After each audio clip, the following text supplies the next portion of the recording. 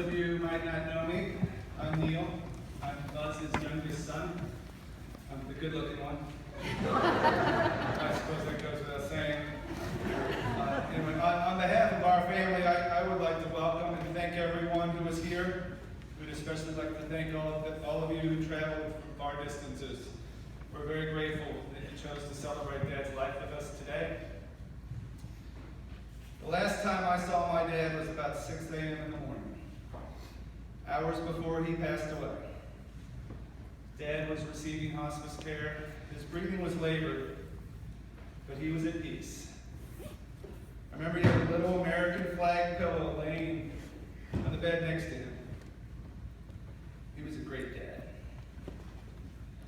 That morning I walked over to the bookshelf in his room and I pulled out the Bible. There was a bookmark, so I opened to the page and I started reading to Dad. The first verse I read to him that morning was in the book of James. James 1:2-4. It reads, "Count it all joy. Count it all joy, my brothers and sisters, whenever you face trials of any kind, because you know that the testing of your faith produces perseverance.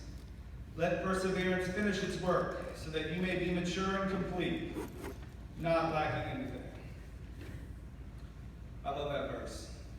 I've read that verse many, many times, but I have to say that for the next 5 or 10 minutes that morning, as I kept reading verses and talking to Dad, I couldn't really get the first 4 words of that verse out of my mind. Count it all joy. I mean, that's a pretty bold statement if you think about it. Count it all joy. Doesn't say just count the fun times as joy. Doesn't say just count Christmas morning as joy. Or count family vacations as joy.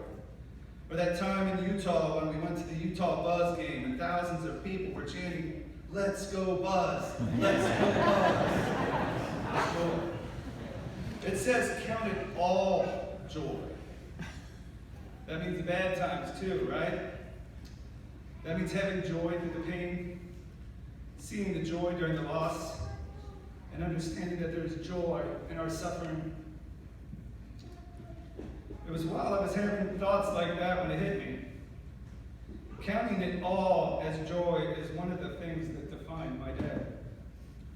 Embracing that count it all joy spirit is one of the things he did so well, and is such a key part of the legacy he leaves behind. I remember a few years after Dad was diagnosed with Parkinson's, I sat down with him. There was like a Michael J. Fox movie or a show or something going on, so the topic of Parkinson's was people were talking about it. Sat down, I remember looking at Dad and saying, "Hey Dad, do you still laugh at Parkinson's jokes?" Without missing a beat, he looked at me and said, "If they're funny." I love that spirit of my dad. He loved to make people laugh.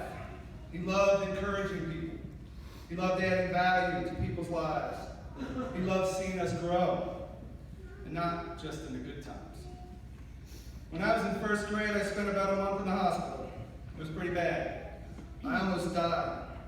Yet the one memory I always have of that time is watching cartoons with my dad, and the two of us laughing so loud that the nurses actually ran into the room to see if I was okay.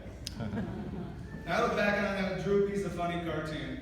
I've seen Droopy, it's a funny cartoon. But what was really happening in the moment was about more than 2 people watching cartoons. It was about my dad bringing joy into a bad situation. Count it all joy. That spirit permeated every aspect of my dad's life. It was there when my mom and dad went out on their first date. It was there when Dad was helping his clients, teaching his students, or hanging out with his friends and his much-loved family. It was there during the 3 years when Dad lived in assisted living at Glendale Place, where Dad was known for his joyful spirit and making everybody laugh. It was there when Dad was coaching our baseball, basketball, and soccer teams. It was even there when he took my brother and I and a dozen or so Boy Scouts to the Boundary Waters in northern Minnesota for a week-long trip that included that wonderfully stressful moment when one of the guys ran up to Dad and said, Mr. Volz, my dad just had a heart attack. Or that moment when Dad took our Little League baseball team to Riverfront Stadium and one of the guys turned up missing. Until one of the other guys pointed to the far side of the stadium and said, "There he is, Mr. Volz. He's waving to us from under the scoreboard." Now, I'm not sure if any of you have hustled 10 9-year-olds through a stadium or paddled the lakes of Minnesota in utter panic, but something tells me joy might not have been right there at that moment. But eventually, like always, Dad showed the rest of us how to even turn moments like that into joy. I saw Dad do the same thing with me. It happened when I was in one of the lowest moments in my life. I'd lost my job, got a divorce, made a bunch of mistakes which had caused people I cared about a lot of pain. I was hurting. Yet over and over again, Dad encouraged me and said life would get better. He showed me unconditional love. He even organized a long weekend with my brother at a retreat center in West Virginia, where the three of us hung out, talked, and did what Volz men do. We engaged in the most epic ping pong tournament in history. The tournament took many twists and turns before ultimately ending in dispute, controversy, and threats of legal action. Which is really just another way of saying my brother won fair and square and Dad had in life. Long story short, that weekend helped save my life. And I will always be grateful. Not just for that moment, but for all moments. Thank you, Dad. Thank you for counting it all as joy. We love you. We miss you. We look forward to seeing you again. Thanks.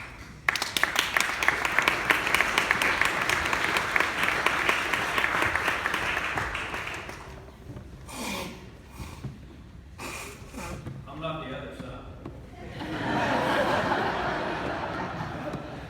I'm simply his brother. We are here to say goodbye to Buzz. But this is also a time of remembrance. I'm sure that many of you have memories of Buzz, and some just might include a bit of humor. One of my favorites is from my sophomore year at UC.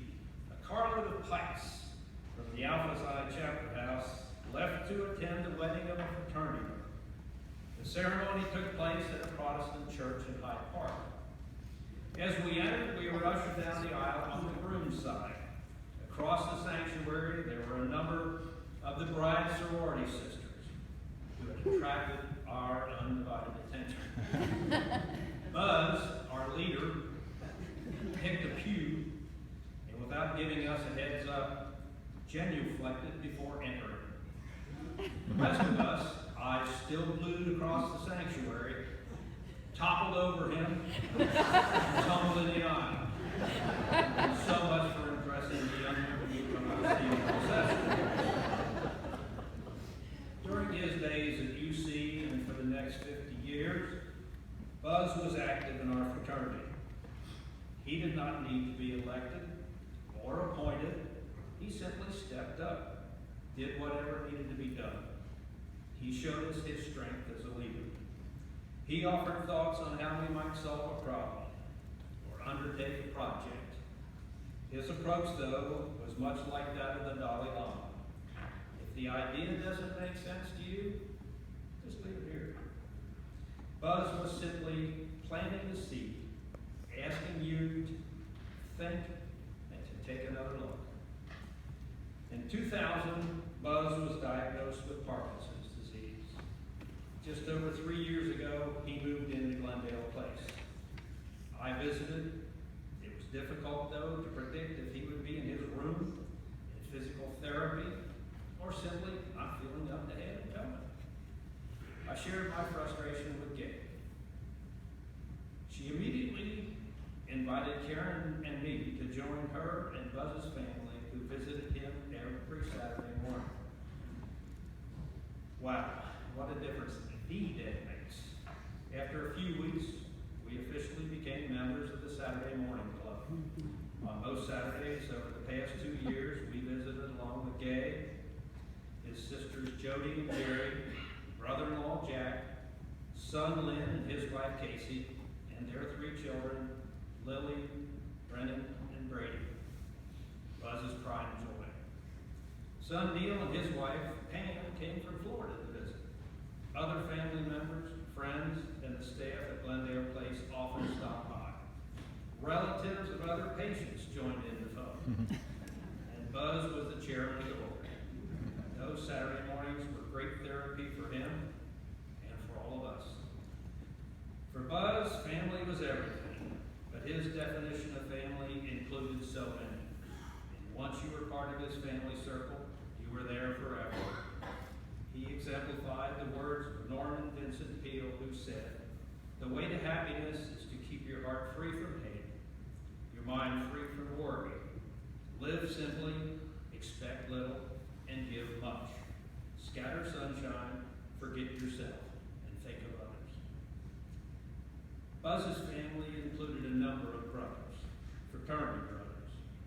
A small group of those brothers recognized his lifetime commitment to the importance of education and his dedication to the fraternity by funding the Joseph R. Buzz Volz Endowed Scholarship Fund. That group gathered with Buzz and his family at Glendale Place in August of 2014 and surprised him with this honor. A Buzz Volz Scholarship will be awarded to a deserving UC student every year in perpetuity. Over the past couple of years, we have learned that sometimes, in fact most times, the best thing we could do for Buzz was simply to be there, to show our support and compassion. The Saturday Morning Club was his club. He was our hero. He did so much for so many, without fanfare, without any expectation of personal gain. He was happy to be who he was, his own person, never searching for the spotlight. Thank you, Buzz, for the joy you brought us, the lessons you taught us, and for all the great memories. To me and so many, you were one of life's richest blessings. We will miss you, but you won't be forgotten.